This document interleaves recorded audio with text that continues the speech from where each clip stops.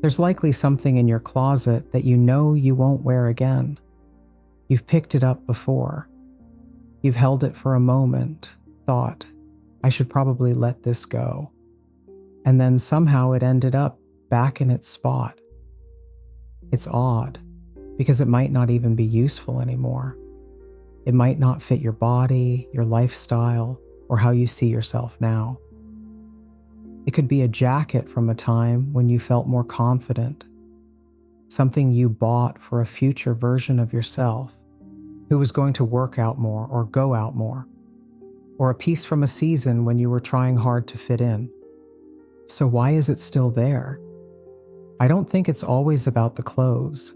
Sometimes we hold on to them because they're tied to a version of ourselves we struggle to let go. Not because we want to wear them, but because getting rid of them feels like admitting something changed. That's why cleaning out a closet can become emotional so quickly. You start out thinking you'll just organize a drawer, and suddenly, you find yourself sitting on the floor holding a shirt you haven't touched in years, remembering who you were when you bought it, where you lived, who you were trying to impress, what you thought your life would be like. I think that's the part people don't discuss enough. Clothes are more than just items we wear. They are little reminders of who we wanted to be at different times in our lives.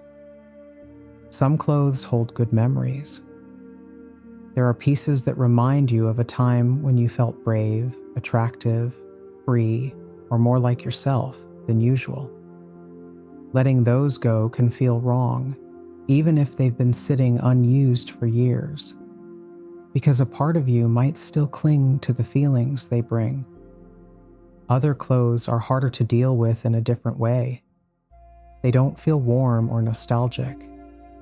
They feel like reminders of money spent, plans abandoned, a body you used to have, or a version of yourself you thought you should become. That's the guilt pile. Many of us have one. It's the item with the tag still on, the expensive piece you wore twice, the outfit you bought during a burst of optimism but never reached for again. You keep it because you paid for it, but it doesn't give you your money back every time you see it. It just hands you the guilt again. Honestly, that's exhausting. It's tiring to have a closet full of items quietly asking, why aren't you that person yet? Why aren't you smaller, more social, more polished, more successful, more feminine, more masculine, more confident, more healed, or more of whatever you thought you had to be? At some point, the question shifts from, do I wear this? To, what is this asking of me? That's a different question, a much better one, I think. Some clothes are keepsakes. They carry stories, and even if you never wear them again, they still feel connected to love, memories, or parts of your life that mattered. Those don't necessarily need to be thrown out. They might just need a different space, a memory box, a photo, or a small section of the closet where you keep things because they mean something, not because you're pretending they're still in rotation. But some clothes are not keepsakes. They bring pressure. They belong to a version of you who was trying to survive or become acceptable in environments that didn't really welcome you. I want to be clear here because that past version of you doesn't deserve judgment. They were doing their best with what they knew, what they had, and what felt possible at the time. Sometimes an outfit is just an outfit, but sometimes it's evidence of trying to get through something. So maybe the kinder approach is not to ask, why did I ever wear this? Perhaps the kinder question is, what did this item help me get through? Then you can ask yourself, do I still need to dress for that part of my life?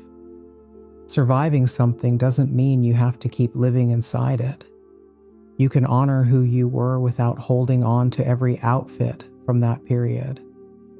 You can appreciate what helped you cope and still acknowledge that it doesn't belong in your daily life anymore. Those clothes can hurt because getting rid of them feels like giving up. But sometimes you're not giving up on yourself. Sometimes you're letting go of an old expectation that was never kind in the first place. When you're deciding what to keep, try asking, does this still feel like me? Or does it only remind me of who I thought I had to be? Because that's what this is truly about. Making room for the person you are now.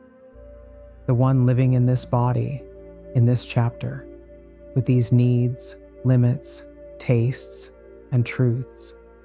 Letting go of something doesn't erase the story. The memory doesn't disappear.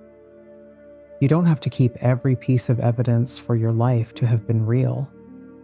You're allowed to look at something that once made sense and gently say, not anymore.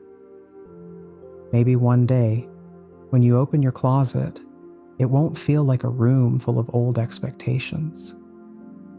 It might become a place where the person you are now is finally allowed to belong.